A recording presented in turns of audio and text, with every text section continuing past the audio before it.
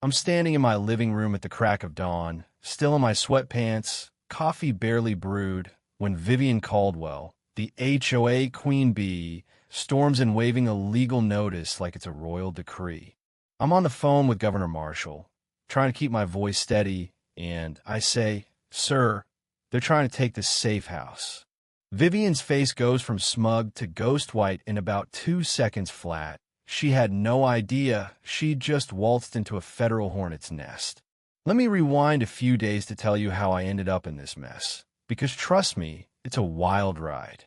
I'm Jake Harrow, and for the last 7 years, I've been living a life most folks wouldn't believe. To the neighbors in Pineview Shores, I'm just a quiet guy, mid-30s, some kind of remote cybersecurity consultant who moved into the Lakeside Chalet 3 months ago through a vague relocation program. Boring, keeps to himself, probably spent his days debugging code or whatever. But here's the truth they don't know.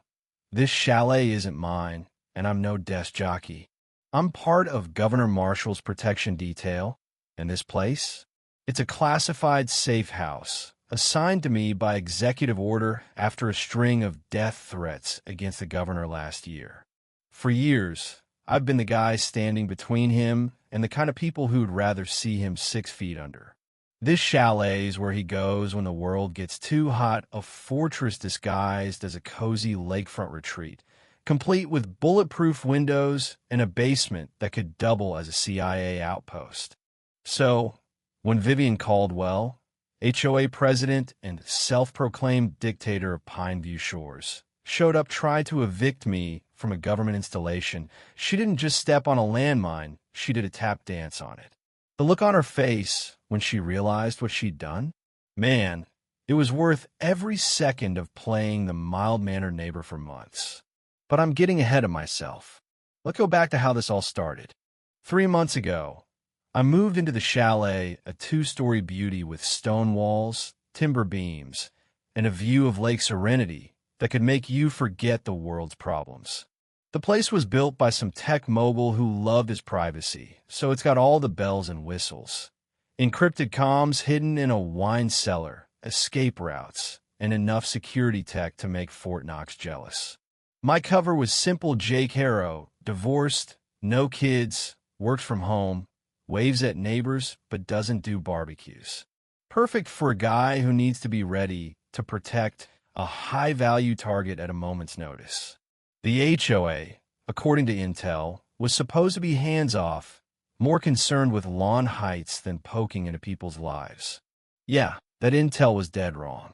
It was a crisp October morning when trouble rolled up in a sleek black Escalade. I was testing the comm system routine stuff to keep the governor's lifeline secure when I heard tires on gravel. Through the kitchen window, I saw Vivian step out, looking like she'd walked off a corporate boardroom set. Mid-50s, sharp blonde bob, tailored blazer that probably cost more than my truck. She had this aura, like she could make you sign over your soul with a smile. 2 women followed her, Claire Benson with a leather binder, and Tara Klein tapping away on a tablet, already eyeing my property like it was up for auction. This wasn't a neighborly visit. This was a power play.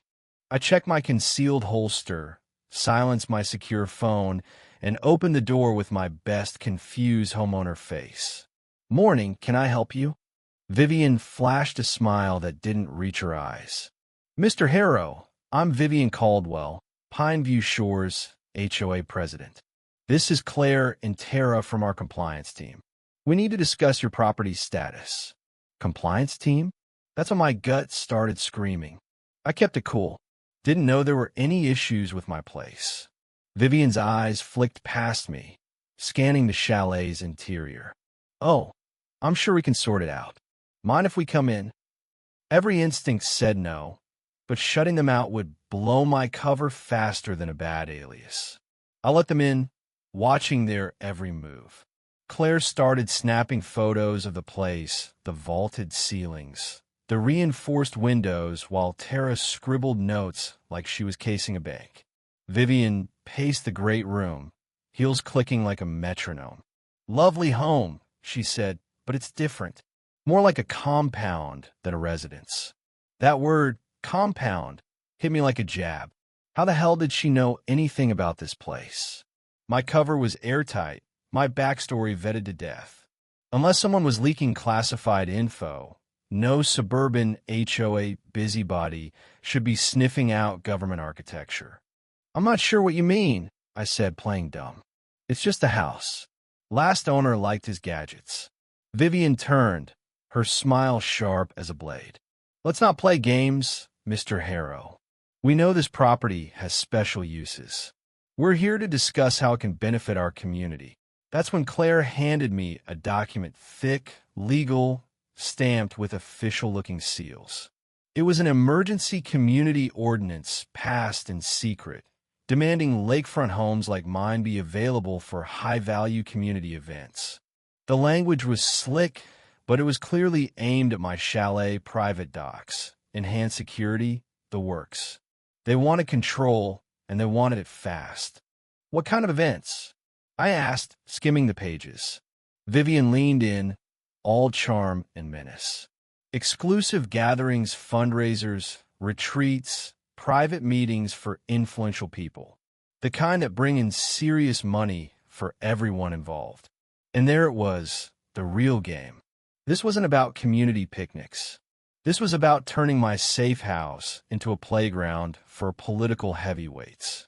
Then she dropped the name that made my blood run cold, Senator Holt, the governor's biggest rival, the guy gunning for his seat in the next election. If Holt was behind this, it wasn't just an HOA shakedown, it was a political hit. I handed the document back. I'll need to talk to my lawyer. Vivian smiled, then wavered. Of course, but Senator Holt's already booked this place for an event next weekend. It'd be a shame to disappoint him. Claire chimed in, all business. Non-compliance means $500 daily fines, escalating to $2,000 after a week, plus legal action for community damages. This was financial warfare designed to bleed me dry. I nodded, buying time. I'll get back to you in 48 hours. They left, but not before Vivian shot me a look that said, we own you. As their Escalade pulled away, I locked the door and flipped the chalet into high-alert cameras, sensors, the works. My secure phone buzzed with a message from command. Unusual activity in your sector. Report status. I typed back, potential compromise. Political actors involved. Need urgent consult. Minutes later, Deputy Director Ellis called. What's your read, Harrow? I laid it out Vivian's visit, the ordinance, Holt's name. Ellis didn't mince words. This smells like a setup. Blackwood's campaign's been sniffing around for off-the-grid venues. Maintain cover, document everything, and if they try to take the place, defend it at all costs. That night, I spotted a gray van cruising past the chalet 3 times, different plates each pass. Professional surveillance, no question. By morning, my front door was plastered with notices. An architectural violation for my overkill security lights, a county inspection demand for unpermitted modifications, and a restraining order claiming I was breaching HOA covenants. Vivian was coming at me from every angle, and it wasn't random. Someone was feeding her intel, someone who knew this place wasn't just a house. Then came the curveball. Governor Marshall was en route, arriving in 12 hours. His primary locations were compromised, and this was his only safe spot. I had to secure the chalet against a legal siege and possible physical threats, all while keeping my cover as Jake the boring consultant. I was prepping contingencies when Mrs. Ellen Carver, my neighbor, showed up with a plate of oatmeal cookies and a story that changed everything. Ellen was a retired professor, sharp as a tack, and she'd been watching Pineview Shores turn rotten under Vivian's reign. She wasn't always like this, Ellen said, sipping tea in my living room.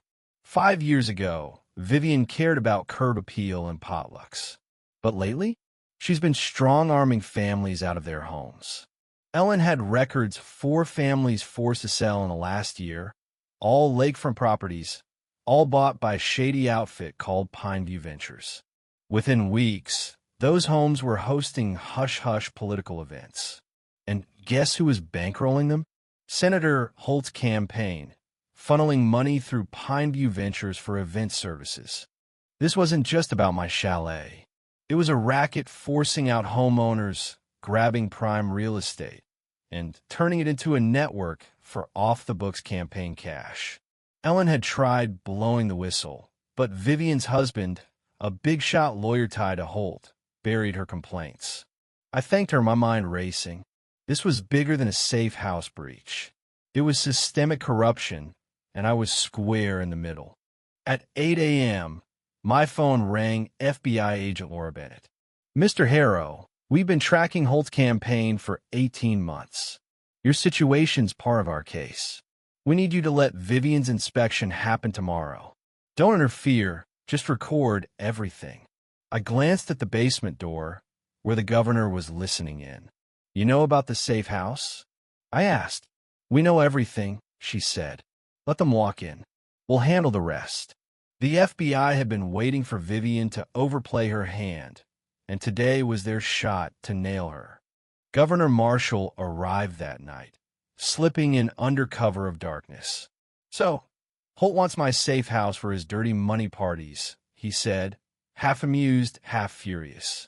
I say we let Vivian dig her own grave, then I'll step out and watch her choke on it. His plan was bold. Let the inspection happen, let Vivian commit her crimes, then confront her with the truth. My job? Keep the place secure and play dumb, no matter what.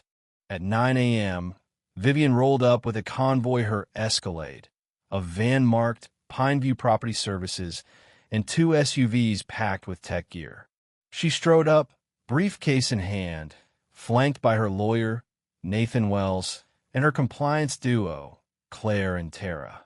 Mr. Harrow, I trust you're ready to cooperate, she said, all ice and arrogance.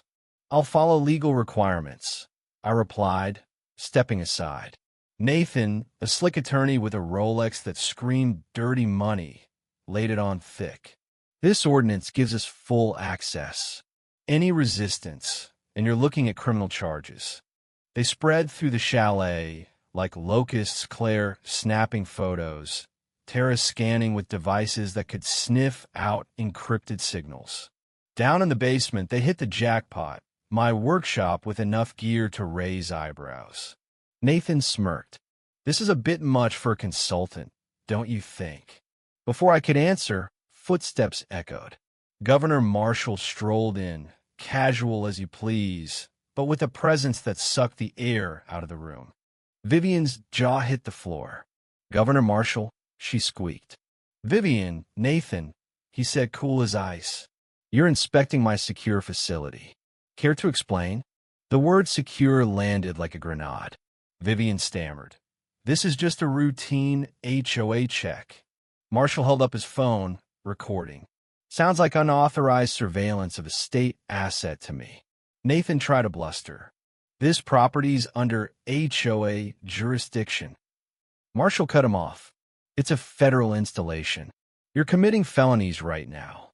Before Vivian could recover, the front door burst open. FBI, nobody move. Agent Bennett stormed in with a tactical team, badges flashing. You're under investigation for espionage, illegal surveillance, and conspiracy. Vivian's team froze, phones dropping, excuses crumbling. Bennett laid it out. Recordings, financial trails, proof of Holt's campaign orchestrating the whole scheme. Vivian's world collapsed as cuffs clicked around her wrists. We were just following the ordinance, she wailed. Marshall leaned in. You got played, Vivian. Holt sold you out the second the feds closed in. The arrest took hours. Vivian, Nathan, the whole crew, their gear seized, their vehicles towed. The chalet went from battleground to the heart of a massive corruption bust. 3 months later, the news was everywhere. Holt pleaded guilty to 15 charges, got 7 years. Vivian and Nathan faced prison and millions in fines. The feds unraveled a 3-state racket, with Pineview Shores as ground zero. Families who'd lost their homes got restitution, and new laws cracked down on HOA abuse. Pineview Shores changed overnight. The community kicked out the old board, elected folks like Ellen who cared about transparency. Property values shot up, and a chalet? It stayed a safe house, but it also became a hub for community events, kids learning about the lake, neighbors rebuilding trust. I even met someone, Lena, Ellen's niece, a biologist working on lake restoration. We clicked over late-night planning sessions, and yeah, she's moving in soon. Funny how a crisis can turn into something real. Standing on a chalet's deck, watching the sunset over Lake Serenity, I think about how close we came to losing it all. Vivian thought she could bully her way to power, but she didn't count on the truth fighting back. So, what would you do if someone tried to take your home for their own gain? Drop your story below. I'm reading everyone. And if you've ever faced an HOA nightmare, hit that like button and share this video. Justice like this, it's worth spreading.